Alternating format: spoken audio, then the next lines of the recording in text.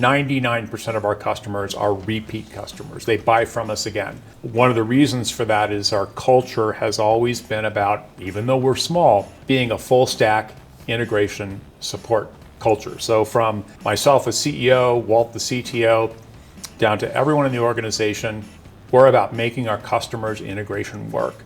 So we'll provide whatever support it is necessary to get their prototyping done, their testing, and get their products to market.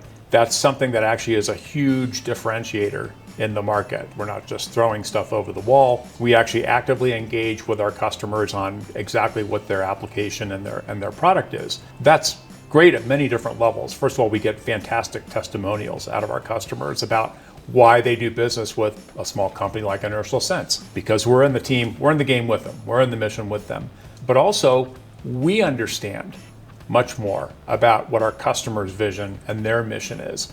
That makes troubleshooting, support, further integration that much easier. And also they become our biggest cheerleaders within each company.